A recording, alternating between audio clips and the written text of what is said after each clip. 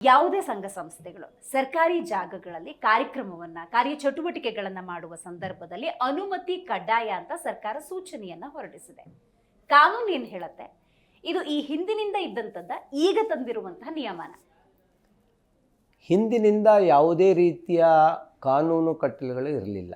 ಸರ್ಕಾರಿ ಆಟದ ಮೈದಾನಗಳು, ಆಮೇಲೆ ಶಾಲಾ ಕಾಲೇಜುಗಳಲ್ಲಿ ಇದ್ದಂಥದ್ದು, ಮತ್ತು ತಮಗೆ ಗೊತ್ತು ಓಪನ್ ಏರ್ ಥಿಯೇಟರ್ ಅಂತ ಹೇಳ್ತಾರೆ, ಅಂತಹ ಸ್ಥಳಗಳಲ್ಲಿ ಯಾರು ಬೇಕಾದ್ರೂ ಒಂದಕ್ಕೂ ಇದು ಮಾಡ್ತಾರೆ. ಈಗ ಕಬ್ಬನ್ ಪಾರ್ಕ್ ಒಳಗಡೆ ನೀವು ನಡಿಗೆದಾರರ ಸಂಘ ಇದೆ, ಅಲ್ಲೊಂದು 8-10 ಜನ ಒಂದು ಗ್ರೂಪಲ್ಲಿ ಕೂತ್ಕೊಂಡು ಡಿಸ್ಕಷನ್ ಮಾಡ್ತಾರೆ. ಆ ಕಡೆ ಇನ್ನೊಂದು ಥರದಲ್ಲಿ ಯುವ ಜನತೆ ಮಾತಾಡ್ತಾರೆ, ಹಿರಿಯ ನಾಗರಿಕರು ಕೂತ್ಕೊಂಡು ಮಾತಾಡ್ತಾರೆ. ಎಲ್ಲರಿಗೂ ಸಹ ನೀವು ನಿಷೇಧ ಹಾಕ್ಬಿಡ್ತೀರಾ, ನೀವು ಮೀಟಿಂಗೇ ಮಾಡಬಾರ್ದು ಅಂತ. ಆದರೆ ಇದು ತುಂಬ ಬಾಲಿಶವಾಗಿದ್ದು. ಇದ್ರ ಹಿಂದೆ ರಾಜಕೀಯ ಪ್ರೇರಿತ ಒಂದು ಇದಿರುತ್ತದೆ. ಒಂದು ಯಾವ ಸಂಘಟನೆಯ ಬಗ್ಗೆ ಅವ್ರು ಹೇಳಿದರು ಅಂತ ಹೇಳಿದ್ರು ಯೋಚನೆ ಮಾಡಿ. RSS ರಾಷ್ಟ್ರೀಯ ಸ್ವಯಂ ಸೇವಕ ಸಂಘ 1925ರಲ್ಲಿ ಹುಟ್ಟಿ ಇವತ್ತು 2025ಕ್ಕೆ 100 ವರ್ಷಗಳ ಒಂದು ಸಂಭ್ರಮದಲ್ಲಿದ್ದಾರೆ. 100 ವರ್ಷ ಸಂಭ್ರಮ ಅಂತ ಹೇಳಿದ್ರೆ ಕಟ್ಟುನಿಟ್ಟಿನಿಂದ ಅವರ ಮೂಲ ಧ್ಯೇಯ ಏನು,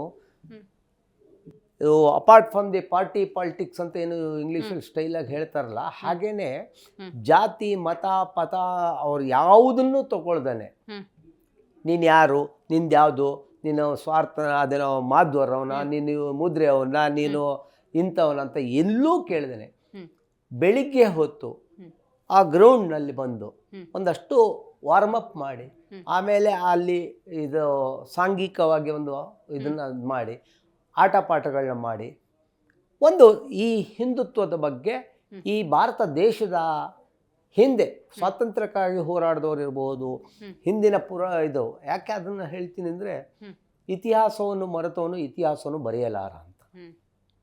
ಹೌದಾ? ಈ ಯಂಗ್ ಜನ್ರೇಷನ್ಗೆ ನಮ್ಮ ಭಾರತ ದೇಶ ಹೇಗೆ ಬಂತು, ಸನಾತನ ಸಂಸ್ಕೃತಿ ಹೆಂಗೆ ಬಂತು, ಸಂಸ್ಕಾರ ಹೇಗೆ ಬಂತು ಅಂತ ಹೇಳಿ ಒಂದು ವ್ಯಕ್ತಿತ್ವ ನಿರ್ಮಾಣಕ್ಕಾಗಿ ಬಂದಂಥದ್ದು RSS. ಇದನ್ನ ಭಾಳ ಸ್ಪಷ್ಟವಾಗಿ ಹೇಳ್ತೀವಿ. ಅವ್ರಿಗೆ ಇನ್ನು ಯಾವುದೂ ಇಲ್ಲ, ಆ ಕಡೆಗಿಲ್ಲ ಈ ಕಡೆಗಿಲ್ಲ. ಈ ಮೈಸೂರು ಜಟ್ಕಾ ಕುದುರೆಗೆ ಒಂದು ಇದು ಹಾಕದಂಗೆ ಲಗಾಮ ಕಣ್ಣಿಗೆ ಒಂದು ಇದು ಹಾಕಿದ್ರೆ ನಿನ್ಗೆ ಒಂದೇ ಗುರಿ. ಈ ಒಬ್ಬ ಹುಡುಗರುಗಳು ಇರ್ತಾರೆ. ಯಾಕೆಂದ್ರೆ ನಾನು ಒಂದು ಶಟಲ್ ಕಾಕ್ ಬ್ಯಾಡ್ಮಿಂಟನ್ದು ಆಟ ಆಡ್ತೀವಿ ನಾವು ಬೆಳಿಗ್ಗೆ ಅಲ್ಲಿ ಸುಮಾರು ಜನ ಹುಡುಗರುಗಳು ಬರ್ತಾರೆ. ಅವರೆಲ್ಲ ಬರೀ ಪುಂಡು ಪೋಖ್ರಿಗಳೇ. ಬೆಳಗಿನ ಸಾಯಂಕಾಲದ ಅಲ್ಲಿ ಇಲ್ಲಿ ಇದು ಬಂದು ಅವ್ರು ಆಟ ಆಡೋದು ನೋಡ್ತಾ ಇದ್ರು. ಕೊನೆಗೆ ನಾವು, ಯಾಕ್ರೆ ನೀನು ಆಟ ಆಡಲ್ವಾ, ಈ ವಯಸ್ಸಿನಲ್ಲಿ ಸುಮ್ಮನೆ ಕೂತ್ಕೊಂಡು ನೋಡ್ತೀಯಲ್ಲ, ಬೆಟ್ ಕಟ್ಕೊಂಡು ಕೂರ್ತೀಯಲ್ಲ, ಬಾ ಆಡ್ಬಾ ಅಂತ ಕರೆದ. Now they are playing for state level.